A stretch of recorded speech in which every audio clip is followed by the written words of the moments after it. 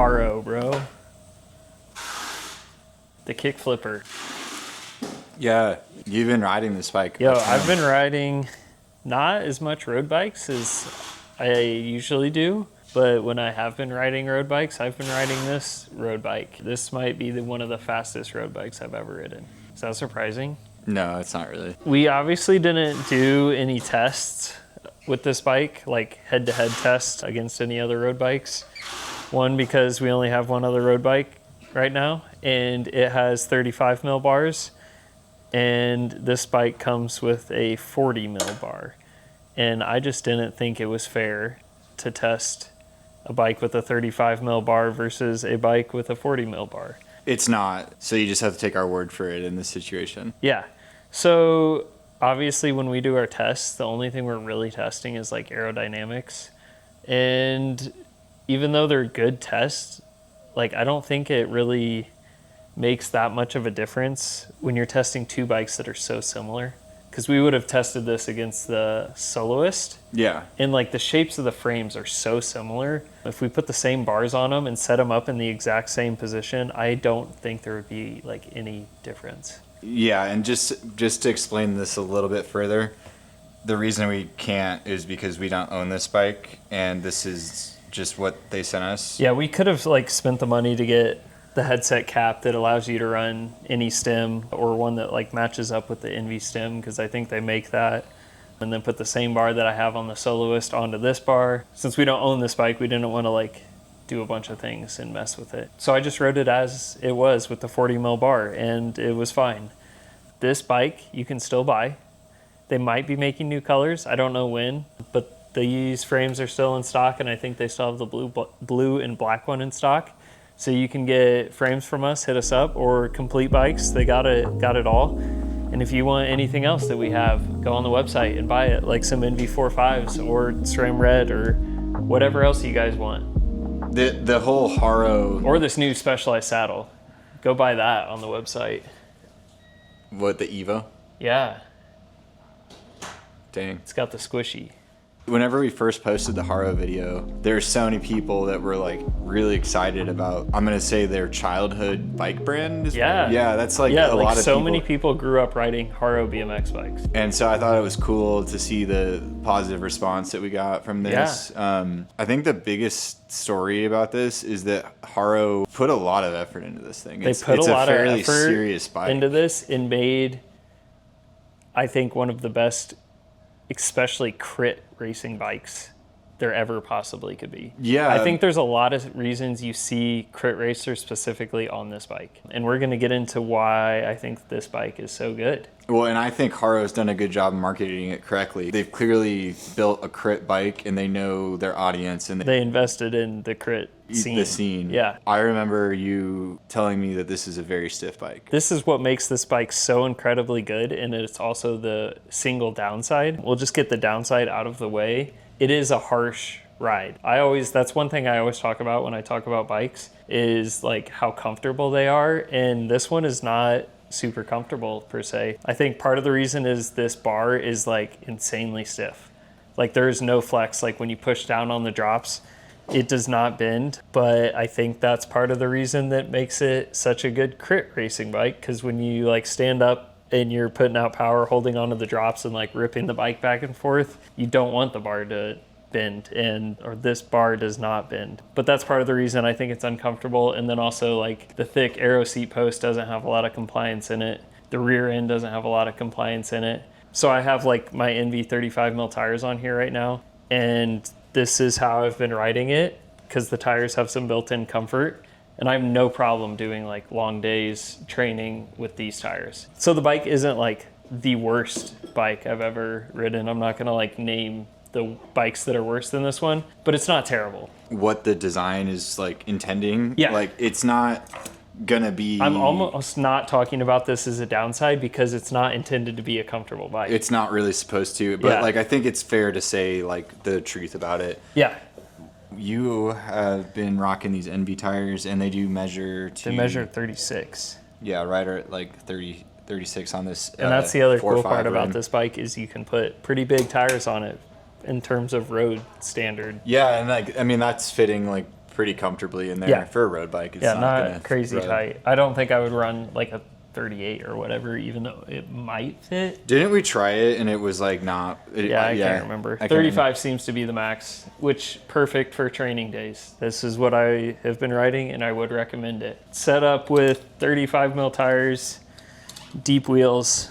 So I think it was just over 16 pounds. I can't remember what we got. 16.7. 16.7. So put some narrow tires on it, light wheels if you're climbing mountains, and you'll have a sub 16 pound bike, I think no problem. 16 is a fairly good weight for this thing. Yeah, for a relatively aero bike, yeah, for sure. But yeah, so the reason I think this is one of the best crit racing, specifically bikes I've ever ridden, is I've never felt a bike that has power transfer quite like this thing. It's like the most instantaneous power when you stand up and pedal or sit down and pedal. Like the second you lay into the power, it goes like no other bike I've ever ridden. And it's kind of like a bike you have to ride to experience how insane it is. I rode it around. I thought it was Jesse just rode it in the parking lot, and it's noticeable like when you're not even clipped in. Yeah, and I mean at this point I've ridden enough bikes like you can tell. You can tell pretty quick like what a bike's about. It's insane. Like especially like you're going up a gradual climb, you can just go so much faster because every single watt you put out goes into the bike. And it's like I've never felt that before, and I don't know how they did it, because a lot of other bikes on the market claim to be like a stiff, fast racing bike, and this thing destroys it in terms of power transfer. To be honest with you, it reminds me of the SL8. That's the next bike. Yeah. In terms of like stiffness, power transfer that I've ridden. Yeah, like I know I don't ride I sold my SL8 a year ago, but like I still think that bike was really good at that. But this one, like, it's not even like the same. It's a night and day difference. Like if you were to ride them back to back, this one puts out like twice the amount of power. It doesn't make sense how it's so good at it. Because I didn't know anything could be so good at it. It's funny, like in doing what they've done with this bike, they have pigeonholed it a little bit. Like it's so purpose built that if this is what you're looking for, like this is what you're looking for. It's not a bike that's gonna be like probably the best for like endurance rides. No, I would say if you're somebody focusing on crit racing or like 1 to 2 hour road races, or events that sprint require triathlons. A lot of punchy stuff. Yeah, maybe even sprint triathlons, especially hillier ones or something. Something where you might put like aero bars on it and you just want to have one bike. This thing, there is not a bike that will beat it. Or if you're just somebody that likes really fast bikes and don't care about a little bit of a sacrifice in terms of comfort, like there literally is not a better bike. This thing is the highest performance bike I think I've ever ridden. And that's saying a lot, because I've ridden a lot of bikes that are really expensive and really high performance. More expensive than this, too. Yeah. Like, I don't recall exactly what they quoted us the frames costing, but it wasn't a few grand cheaper than a tarmac, that's for sure. It wasn't S-Works money. It's got UDH. It also has UDH. Yeah, you just started riding 13 speed recently. I really wanted to get around to putting like a 50 tooth 1x with the Explorer drivetrain on here, because I think that would knock off like a half a pound and ride it even lighter setup and maybe go do some KOM hunting, which is something I never do because I don't care. But this bike I think could do that so easily. It would be really fun to do. There's not a lot else to say because we didn't test it aerodynamically, and power transfer is something that you can't really test. It's more of a feeling, something you feel, and this bike makes you feel a lot of things.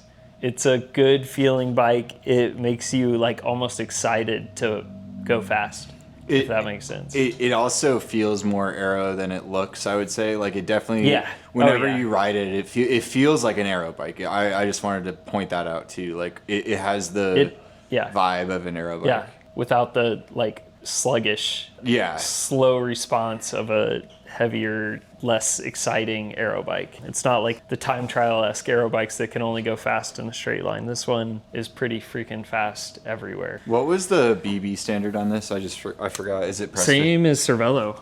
Oh, it's T47A. Okay, cool. We forgot what we were talking about. We had to go help customers. It's something we do. Is there anything else to talk about with this bike? I really like the seat post design. It's got the bolt. Both bolts are back here. Whoa. I've never seen that before. So you adjust the angle from the back. The saddle or the seat post clamp is here, which is also easy to get to. I just feel like this bike is well thought out, and Haro did a really good job making like an incredible bike, and I don't think it's getting enough recognition. I really like this. Oh, the flush through axle, yeah, where it doesn't cool. stick out the other side. Yeah, that's super cool. That's like something that's so easy to do, and more brands need to like do that. I think BMC was the first brand to do that. Yeah, but yeah, I think that's. Do they still do it? Yeah, I think they do. If y'all are looking for just a straight up racing bike, there literally isn't a better option out there, and you guys should get one of these things. Yeah, I think so too. I think the coolest thing about this bike is how valid of a purchase this would be. Like that's also true. It's like it's like legit. It's like Haro to me like isn't known for like performance. They're new to it. That's what I'm saying. I think this is like their first go at making a road bike, and they literally just crushed it. Yeah. I guess I didn't speak of like the handling characteristics, but it has handling characteristics of a crit racing bike. Big surprise there, right? It freaking rips into corners, and then you stand up and pedal out of them, and you go faster than you would on any other bike. You know what the biggest problem with this bike is? What? People don't do crits anymore. Yeah, but I think there is. You think there is? It's just not as many. Like, people still do crits, and like gravel's taken over, but I think there's still those crit racers out there. I just don't hear about it anymore. Like, nobody really asks us for like crit racing stuff, so maybe it's just something we're not into right now. Our best-selling road bike is the Frey. That is true. I mean, that's like legitimately quite true. The opposite in Yeah. terms of road bikes to this one. The Frey's like the most comfortable it's so thing, good. and this is less comfortable, but totally like high performance focused bike. I'm so excited to talk about the Frey on camera more. If y'all want one of these, just hit us up. We'll hook you up. Yeah. I would get them. I think they're on sale in the old colorways. Well, old. They're still the current colorways. They just might have new ones. I love the aesthetic of it. Dude, this thing looks Yeah, sick. I love the paint job. This frame with any white logoed wheels is like the coolest looking bike there is. This thing. Like the limited edition one. I think they need to remake this. They like should- just this exact frame. What this they is should crazy. do is just redo the same graphics and like maybe like do a different color. Like a black instead of I even white. like the color. Well, I'm just saying like so it's not the exact same again, but like something again like this. Like This thing is crazy. it's super cool. Yeah, this was their, I guess, demo bike, and you can tell it's been beat up. And then, of course, like we said, FedEx really did a number on the rear chainstay.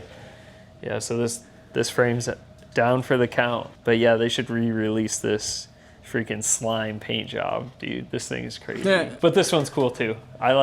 It's almost like subtle, but still cool. I like this one better. But it's this subtle. one's more me. Yeah. Like I actually would ride this. Yeah, this whereas, was like my favorite bike to go on group rides, because everybody would be like, what is that Yeah, bike? what is It like just stands out. It's so cool.